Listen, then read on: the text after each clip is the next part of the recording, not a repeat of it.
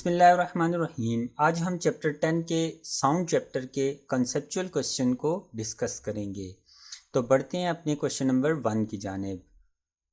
महज हवा में चिल्लाने के बजाय अगर हम दो गलासियों को एक स्ट्रिंग की बदौलत कनेक्ट कर लें और साउंड को ट्रांसमिट करवाएं तो किस तरह इस अंदाज में बेहतर कम्युनिकेशन हो सकती है।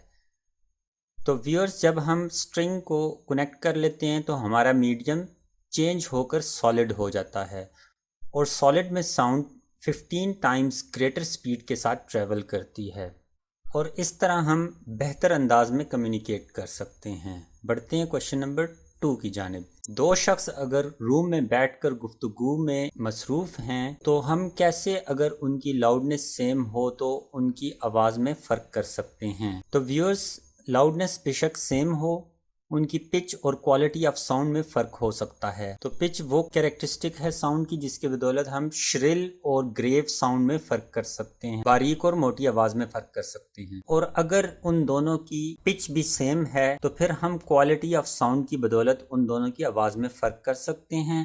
तो इस सिचुएशन में दोनों की साउंड्स की क्वालिटी में डिफरेंस होगा। क्वालिटी साउंड की वो खूबी है जिसकी बदौलत अगर दो साउंड्स जिनकी लाउडनेस और पिच सेम हो हम फर्क कर सकें। तो व्यूअर्स, ऐसी सूरत हाल में वेव फॉर्म में फर्क आ जाता है जैसा कि फिगर में दिखाया गया है। बढ़ते हैं क्वेश्चन नंबर 3 की जानिब। आप अपने दोस्त को रूम के कॉर्नर से सुन तो सकते हैं लेकिन देख नहीं सकते। व्यूअर्स, चूंकि साउंड की वेवलेंथ बहुत ज्यादा होती है लाइट की वेवलेंथ से। साउंड तो डायफ्रैक्ट कर जाती है लेकिन लाइट डायफ्रैक्ट नहीं कर सकती, क्योंकि डायफ्रैक्शन के लिए लाजिम है कि वेवलेंथ ऑब्स्टिकल के एजेस के कंपैरेबल हो। लाइट को डायफ्रैक्ट करवाने के लिए हमें ऐसा ऑब्स्टिकल चाहिए जो ज़्यादा शार्प और उसकी सेपरेशन कंपैरेबल हो with the wavelength of light, जैसा कि डायफ्रैक्शन ग्रेटिंग्स होते हैं। इसी वजह से हम साउंड तो सुन सकते हैं लेकिन अपने दोस्त को देख नहीं पाते। बढ़ते हैं क्वेश्चन नंबर 4 की तरफ। अगर wall to wall carpeted room है तो हमें स्टीरियो का वॉल्यूम हाई रखना होता है, ऐसा क्यों है? तो व्यूअर्स, हमें पता है कि जो वुडन फ्लोर होता है वो रिजिड होता है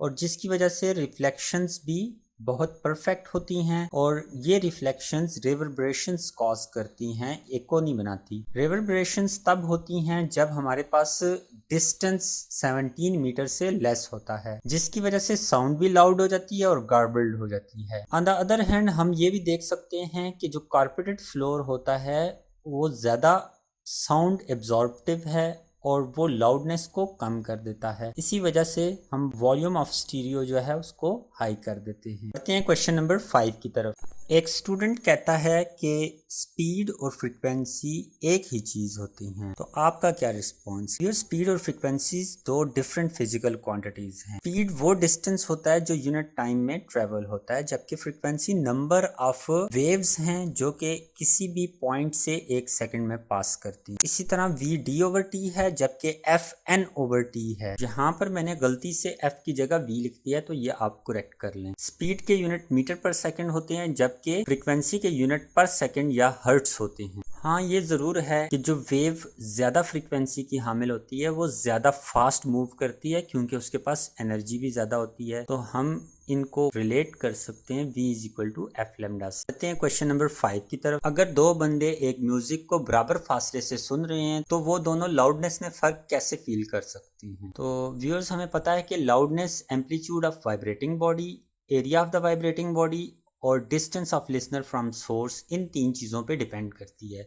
तो हमारी सिचुएशन में ये तीनों चीज़ें बराबर हैं, तो हम ये कह सकते हैं कि लाउडनेस में फ़र्क सेंसिटिविटी ऑफ द लिसनर की वजह से भी आ सकता है, क्योंकि जो बुजुर्ग हजरात होते हैं उनकी सेंसिटिविटी कम हो जाती है उम्र के साथ, और वैसे भी दो शख्स जो हैं वो डिफरेंट सेंसिटिविटी के हामिल हो सकते हैं। और दूसरा, ये पोजीशन के ऊपर भी डिपेंड करता है कि जो म्यूजिक सोर्स है उसके अराउंड किस पोजीशन पर ऑब्जर्वर मौजूद हैं। फॉर एग्जांपल, हमारे पास जो लाउड स्पीकर है इसकी डायरेक्शन राइट की तरफ है और दो बंदे उसकी मुखालिफ सिमत पे बराबर फासले पर मौजूद हैं, तो जिस डायरेक्शन में लाउड स्पीकर होगा उस डायरेक्शन में ज़्यादा लाउड साउंड सुनी जाएगी, और जबकि उसकी मुखालिफ सिमत में जो ऑब्जर्वर मौजूद है तो वो उसको कम लाउडनेस से सुनेगा। तो इस वजह से ये पोजीशन पर भी डिपेंड करती है। बढ़ते हैं अपने क्वेश्चन नंबर 7 की जाने। एको और रिफ्लेक्शन ऑफ साउंड में क्या फ़र्क है? तो viewers, echo reflection of sound की वजह से प्रोड्यूस होती है। उसके अलावा एको प्रोड्यूस करने के लिए जो रिफ्लेक्टिंग सरफेस है उसका स्मूथ और रिजिड होना लाजमी है, जबकि रिफ्लेक्शन के लिए ये ज़रूरी नहीं। वो रफ सरफेस हो या जैसी भी सरफेस हो तो रिफ्लेक्शन हो सकती है। एको के लिए जो मिनिमम डिस्टेंस है वो 17 मीटर का होना चाहिए, जबकि रिफ्लेक्शन के लिए ये शर्त ज़रूरी नहीं। एको तभी सुनी जा सकती है जब ओरिजिनल साउंड और रिफ्लेक्टिंग साउंड में टाइम डिफरेंस 0.1 सेकेंड का आ जाए, जबकि ऐसी कोई शर्त रिफ्लेक्शन के लिए नहीं होती। बढ़ते हैं क्वेश्चन नंबर 8 की तरफ। क्या दो 50 dB साउंड्स मिलकर 100 dB साउंड बना सकती हैं? तो व्यूअर्स, आंसर है नहीं, कभी भी नहीं बना सकती, क्योंकि इंटेंसिटी लेवल के लिए लॉगरिथमिक स्केल यूज़ होता है, लीनियर स्केल नहीं यूज़ होता। तो व्यूअर्स, हम सबसे पहले ऐसा करेंगे कि 50 dB साउंड की इंटेंसिटी फाइंड कर लेंगे। तो ये फार्मूला हमें आता है, यहाँ से हम 0 को दोनों साइड से कैंसिल कर लेंगे और 10⁻⁻12 हमारे पास intensity of faintest audible sound है। लॉग का रूल यूज़ करते हुए हम डिफरेंस ले लेंगे और 10⁻⁻12 का लॉग हमारे पास -12 होगा। इस तरह से ये -12 बाहर के माइनस साइन के साथ प्लस हो जाएगा और दूसरी तरफ जाकर माइनस हो जाएगा और हमें लॉग आई की वैल्यू -7 मिल जाएगी। तो व्यूअर्स, जब हम इसका इन्वर्स लेंगे, लॉग इन्वर्स लेंगे, तो हमारे पास 10⁻⁻7 वॉट पर मीटर स्क्वायर आ जाएगी। तो 50 dB साउंड की इंटेंसिटी 10⁻⁻7 वॉट पर मीटर स्क्वायर होती है। तो व्यूअर्स, 100 dB साउंड की इंटेंसिटी इसका डबल होनी चाहिए।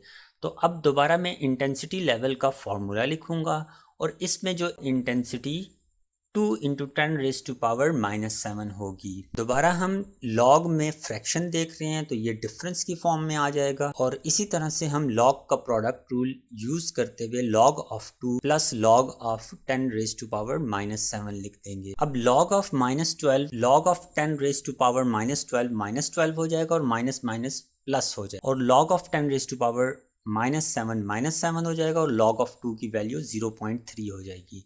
तो जब हम ब्रैकेट्स को सॉल्व कर लेंगे तो हमारे पास 5.3 आ जाएगा और इसको जब हम 10 से मल्टीप्लाई करेंगे तो हमारे पास 53 dB आ जाएगा। तो 100 dB साउंड का इंटेंसिटी लेवल 53 dB होता है। तो इस वजह से हम ये नहीं कह सकते कि दो 50 dB साउंड्स मिलकर 100 dB बनाएंगे। और आज का हमारा लास्ट क्वेश्चन है, अल्ट्रासाउंड मेडिकल फील्ड में कैसे यूजफुल है? तो मेडिकल फील्ड में अल्ट्रासाउंड डायग्नोसिस और ट्रीटमेंट ऑफ द डिजीज़ दोनों मकासद के लिए इस्तेमाल होता है। जो अल्ट्रासाउंड होती है इससे हम ब्लड क्लॉट्स को रिमूव कर सकते हैं जो कि हमारी आर्टरीज में एक्स्ट्रा कोलेस्ट्रॉल की वजह से बन जाती हैं। इसी तरह से हम बॉडी में ट्यूमर को भी डिटेक्ट कर सकते हैं जो कि कैंसर कॉज करता है और बहुत से जर्म्स और बैक्टीरियाज को जो कि फ्लूइड में मौजूद हैं उनको भी हम किल कर सकते हैं क्योंकि अल्ट्रासाउंड के पास बहुत ज़्यादा एनर्जी होती है। और इसी तरह जो मुख्तलिफ आज़ा से रिफ्लेक्शन के बाद अल्ट्रासाउंड वापस आती है उसको एम्पलीफाई करके हम एक इमेज भी बना लेते हैं, जैसा कि मैंने यहाँ शो किया है। इस इमेज से हम डिफरेंट डिजीज़ को डायग्नोस कर लेते हैं। Thank you viewers for watching us. Don't forget to subscribe our channel for more videos.